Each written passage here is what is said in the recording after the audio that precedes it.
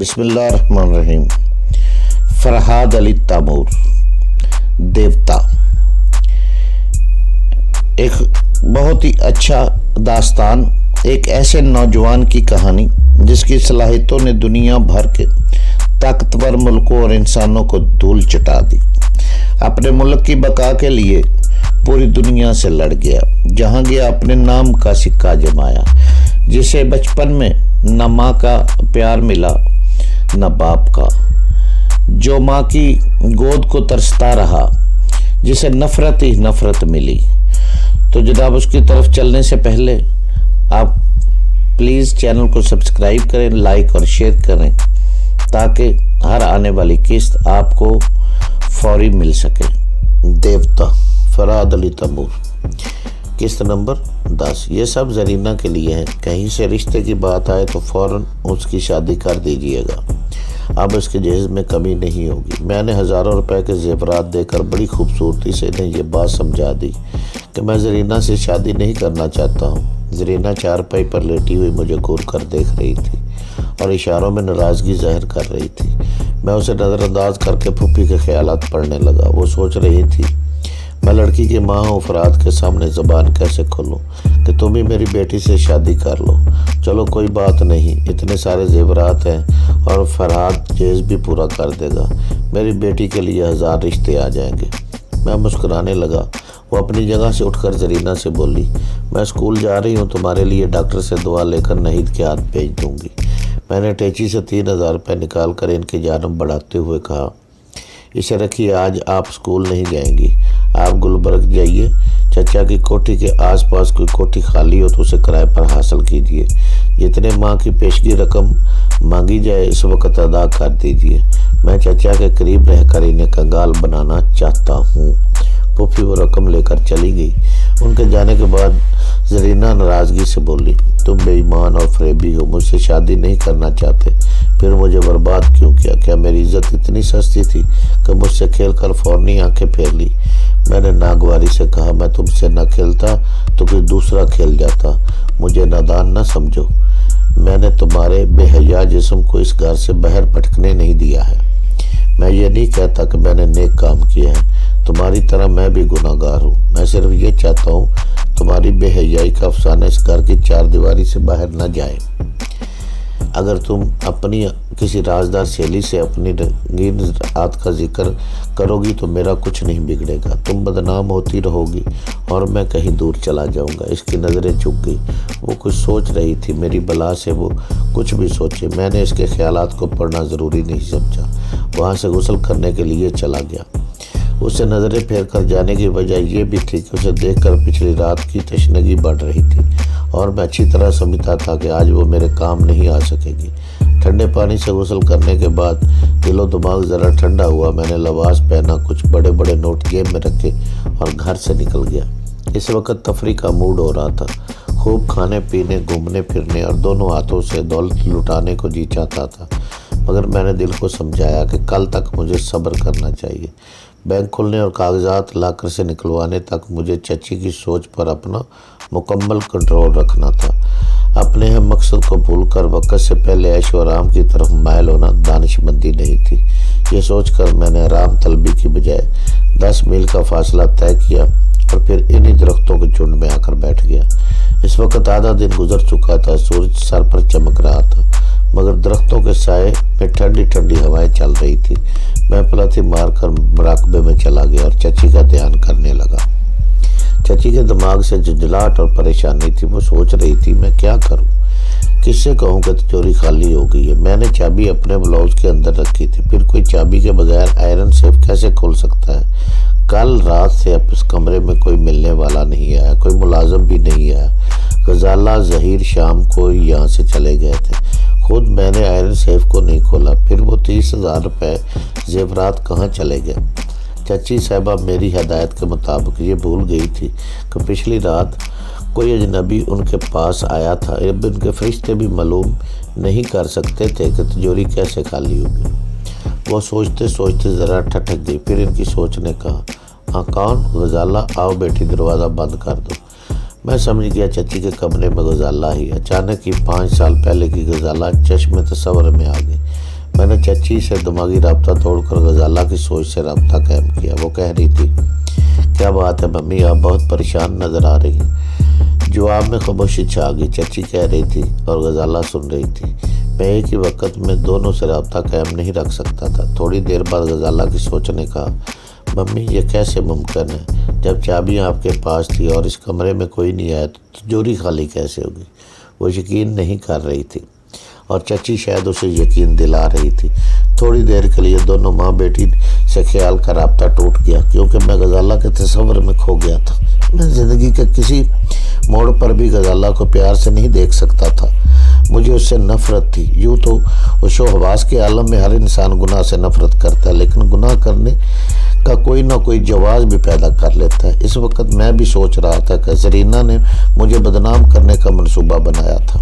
میں نے اس کے منصوبے کو ناکام بنا دیا اور غزالہ نے تو مجھے خود خواہ مخواہ بدنام کر چکی تھی۔ میں ایک ناکردہ گناہ کا الزام اٹھائے پھر رہا ہوں۔ پھر کیوں نہ میں اس کے حسن و شباب سے فیض حاصل کر سکوں۔ انتقام تو میں ضرور لوں گا۔ انتقام کس طرح لوں گا یہ میں نے نہیں سوچا، صرف یہ فیصلہ کیا کہ غزالہ سے آج رات ملوں گا۔ یہ فیصلہ کرنے سے کے بعد پہلے میں نے چچی کی سوچ سے رابطہ قائم کیا۔ وہ کہہ رہی تھی، ہاں یہ ٹھیک ہے، تمہارے ڈیڈی سے کہہ دوں گی کہ سیف کی چابی گم ہو گئی یا میں کہیں رکھ کر بھول گئی ہوں۔ اگر انہیں 5-10 ہزار روپے کی ضرورت ہوگی تو اپنے پاس سے دے دینا، کل بینک کھلتے ہی میں تمہارے روپے واپس کر دوں گی۔ پھر غزالہ کچھ کہتی رہی۔ اس کے جواب میں چچی نے کہا، بیٹی بس میں چاہتی ہوں کہ تمہارے ڈیڈی کے سامنے سیف کھولنے کی نوبت نہ آئے۔ میں 6 بجے انہیں ریسیو کرنے ایئرپورٹ پر جاؤں گی، ابھی 3 گھنٹے باقی ہیں۔ اب تم جاؤ، میں ذرا آرام کروں گی۔ شاید غزالہ وہاں سے جا رہی تھی۔ میں چچی کو چھوڑ کر اس کے دماغ میں جھانکنے لگا۔ اب اس کے سوچنے کا انداز بدل گیا تھا۔ وہ اپنی ماں کے خلاف سوچ رہی تھی۔ اوہو، ممی مجھے نادان سمجھتی ہے، بھلا یہ بھی کوئی یقین کرنے کی بات ہے کہ سیف اپنے آپ ہی خالی ہو گیا؟ میں خوب سمجھتی ہوں، پچھلے کئی ماہ سے ممی سرفراز پر مہربان ہے۔ اس کے لیے نئے نئے سوٹ بنواتی ہے، اس نوجوان چھوکرے کے ساتھ کلبوں میں جاتی ہے اور خود کو دھوکہ دیتی ہے کہ وہ بوڑھی نہیں ہے۔ سرفراز جیسے کلاش نوجوان اس طرح بوڑھی دولت مند عورتوں سے عشق کر کے اپنی زندگی عیش و آرام سے گزارتے ہیں۔ وہ سوچتی ہوئی کوٹھی کے باہر آئی، کیونکہ اب وہ چوکیدار کو مخاطب کر رہی تھی۔ چوکیدار، کیا رات تم ڈیوٹی پر نہیں تھے؟ اس کا جواب سن کر غزالہ نے ایک لمبی ہوں کے ساتھ سوچا، ممی نے رات 8 بجے چوکیدار کو چھٹی دے دی تھی اور خود یہاں تنہا تھی۔ یقیناً انہوں نے اپنے عاشق کو بلایا تھا۔ چوکیدار نے اپنے کوارٹر سے یہاں کسی گاڑی کے آنے اور جانے کی آواز سنی تھی۔ سرفراز ٹیکسی میں آیا ہوگا۔ میری ممی جان نے گزری ہوئی جوانی کی یاد تازہ کی ہوگی، اور جس طرح ایک محبوبہ اپنے عاشق کے لیے جان بھی قربان کر دیتی ہے، اسی طرح انہوں نے بھی سرفراز کے لیے تجوری خالی کر دی ہوگی۔ اور نہ ہو بیچاری بوڑھی ممی اپنی دولت سے جوانی کے خواب خرید رہی ہے۔ اگر وہ اسی طرح نوجوان عاشقوں کو خریدتی رہی تو پھر اس دولت سے ہمارا حصہ کیا بچے گا؟ یہ ممی تو ہم سب کو کنگال بنا دیں گی۔ مجھے اپنی فکر کرنی چاہیے۔ مار روڈ کی دکانیں زہیر کے نام پر ہیں۔ ڈیڈی کے مرنے کے بعد یہ کوٹھی اور شاہ کوٹ کی زمینیں بھی زہیر کے نام ہو جائیں گی۔ اگر ممی کی عشق بازیوں کے باوجود 1-2 لاکھ روپے بچ رہے ہیں تو وہ زہیر کو ملیں گے، مجھے کیا ملے گا؟ میں جیز کے نام پر تھوڑی سی خیرات ملے گی؟ نہیں، میں شاہینہ کی طرح مجھے احمق نہیں ہوں۔ اچھی خاصی دولت اور جائیداد چھوڑ کر نانا جان کے ٹکڑوں پر پلتی رہوں۔ میں ممی کی عاشقانہ کمزوری سے فائدہ اٹھاؤں گی، ان کی رازدار بن کر انہیں مجبور کر دوں گی کہ وہ مجھے کچھ کمیشن دیا کرے۔ میں مار روڈ کی کوئی دکان اپنے نام لکھواؤں گی، میں کوٹھی اپنے نام کراؤں گی، یا پھر اپنے طور پر کوئی جائیداد بنانے کے لیے ان سے کم از کم 1 لاکھ روپے کا مطالبہ کروں گی۔ ممی نے محض ایک عاشق کے لیے سیف خالی کرنے کی جو حماقت کی ہے، مجھے اس حماقت سے فوراً فائدہ اٹھانا چاہیے۔ وہ سوچ رہی تھی، میں سن رہا تھا اور ان عورتوں کی ذہنی کلا بازیوں کے عجیب عجیب تماشے دیکھ رہا تھا۔ میری طرح اس دنیا میں چند ہی لوگ ہوں گے جو ٹیلی پیتھی کے ذریعے انسانوں کو ان کے اندر سے دیکھتے ہوں گے۔ ٹیلی ویژن اور سینما کی اسکرین پر کوئی فلم اتنی دلچسپ، معلوماتی اور حیرت انگیز نہیں ہو سکتی جتنی میں اپنے دماغ کی اسکرین پر دیکھ رہا تھا، اور آئندہ بھی ہزاروں لاکھوں انسانوں کے اندر بیٹھ کر ان کے راز کے نقاب کشائی کر سکتا تھا۔ میں نے غزالہ سے خیال کا راستہ ختم کر دیا۔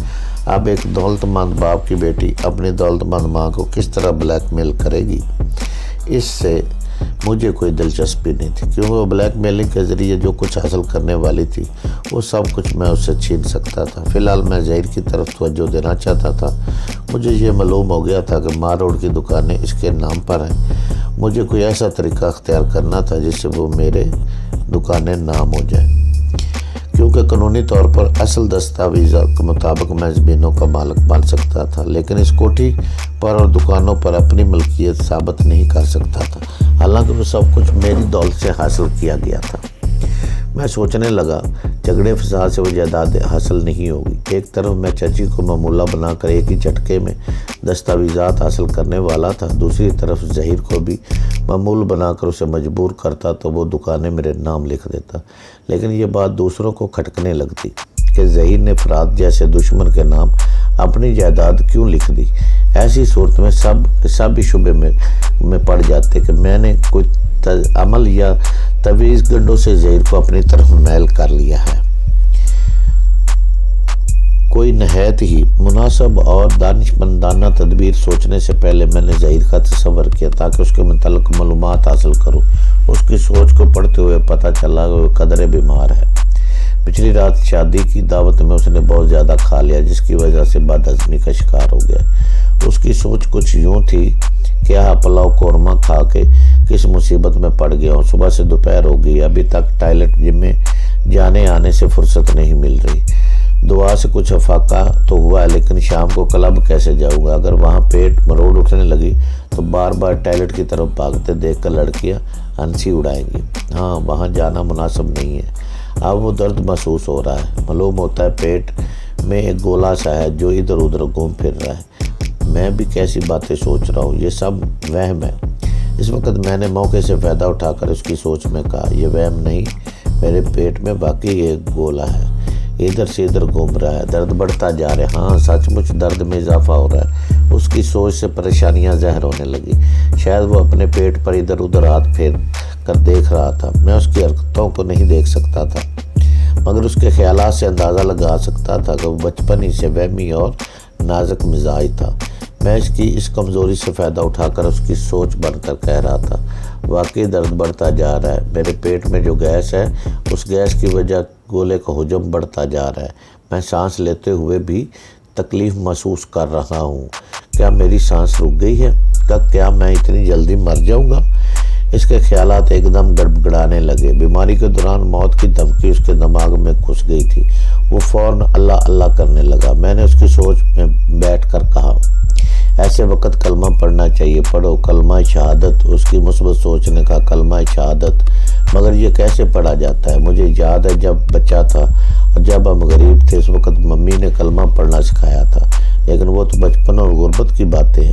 اب تو ممی بھی کلمہ بھول گئی ہیں۔ یہ تو بہت پرانا دستور ہے۔ دولت مند گھرانوں میں ہیرے جواہرات ہوتے ہیں، شراب کی بوتلیں ہوتی ہیں، یورپ کے بینگرز ہوتے ہیں، صرف کلمہ نہیں ہوتا۔ وہ صرف دم نکلنے وقت یاد آتا ہے، لیکن اس وقت تک ہم بھول چکے ہوتے ہیں۔ ممی ممی جلدی آئیے، میری طبیعت گھبرا رہی ہے، میری سانسیں رک رہی ہیں، مجھے کلمہ پڑھائیے پلیز ممی۔ میں نے اس کی سوچ میں کہا، ایسی ماں کو آواز دینے کا کیا فائدہ جو امی سے ممی بن گئی ہو۔ مجھے خود ہی ذہن پر زور دے کر بھولے ہوئے ایمان کو تازہ کرنا چاہیے۔ ہاں، مجھے یاد کرنا چاہیے، ایمان واقعی وقتی طور پر چھپ سکتا ہے، مر نہیں سکتا۔ ہاں ٹھیک ہے، مجھے کچھ یاد آ رہا ہے۔ وہ کلمہ کچھ یوں ہے۔ میں رک کر ٹھہر کر اس کی سوچ میں کلمہ پڑھنے لگا تاکہ وہ یہی سمجھے کہ اسے آہستہ آہستہ بھولا ہوا کلمہ یاد آ رہا ہے۔ جب اس نے 2-3 بار اچھی طرح پڑھ لیا تو میں نے کہا، ہاں اب مجھے کچھ سکون مل رہا ہے، سانسیں درست ہو رہی ہیں۔ کسی نے درست کہا ہے کہ دولت جسمانی آرام پہنچاتی ہے اور ایمان سے قلبی سکون حاصل ہوتا ہے۔ مجھے ایک عجیب سی طمانینت کا احساس ہو رہا ہے۔ میں نے اس سے رابطہ ختم کر دیا۔ ظہیر کو بچپن سے جانتا تھا، وہ مستقل مزاج نہیں تھا، اس کی سوچ ہمیشہ بدلتی رہتی تھی، اس لیے مجھے یقین تھا کہ اب وہ کچھ دیر تک ایمان دھرم کی باتیں نئے سنجیدگی سے سوچتا رہے گا۔ میں اس ویرانے سے اٹھ کر شہر کی طرف چل دیا۔ ظہیر کے متعلق میں نے سوچ لیا کہ میں کس انداز سے اپنے مقصد کے لیے استعمال کر سکتا ہوں۔ میرا منصوبہ یہ تھا کہ میں آہستہ آہستہ اس پر ایمان کا نشہ طاری کر کے اسے مولوی بنا دوں گا۔ وہ دولت سے اپنی دنیا سنوارنے کی بجائے ایمان سے اپنی عاقبت سنوارے گا اور ہاتھ میں تسبیح لے کر گوشہ نشینی اختیار کر لے گا اور مال روڈ کی دکانیں شائنہ کے نام لکھ دے گا۔ ظہیر کو نیک راستے پر لگا کر میں دکانیں اپنے نام پر اس لیے نہیں لکھوانا چاہتا تھا کہ پھر وہ نیکی نہ ہوتی۔ میرا ضمیر مجھے ملامت کرتا رہتا کہ دکانیں اپنے نام کرنے کے لیے میں نے مذہب کو ایک حربے کے طور پر استعمال کیا، لہذا میں نے اپنی کوئی غرض یا لالچ نہیں رکھا۔ وہ دکانیں اس کی بہن نیک طبیعت شاہینہ کے نام منتقل کرنے کا منصوبہ بنا لیا تھا۔ شہر پہنچ کر میں نے 200 سوٹ کا کپڑا خرید کر دردی کو دیا، 4 جوڑے ریڈی میڈ خریدے، جوتے چپلے شیونگ کا سامان، زرینہ اور پھوپھی کے لیے کپڑے وغیرہ جو بھی ضرورت کی چیزیں تھیں وہ سب خرید کر گھر واپس آ گیا۔ پھوپھی میرا انتظار کر رہی تھی۔ انہوں نے چچا کے سامنے والی ایک کوٹھی کرائے پر حاصل کر لی تھی۔ وہ چچا جان سے جلی بنی بیٹھی تھی۔ ایک عرصہ کے بعد چچا جان کے غرور کو نیچا دکھانے کا موقع مل رہا تھا، اس لیے انہوں نے خاص طور پر ان کے سامنے کوٹھی حاصل کی تھی تاکہ دشمنوں کے سامنے رہ کر ان کی چھاتی پر مونگ دلتی رہے۔ انہوں نے مجھ سے کہا،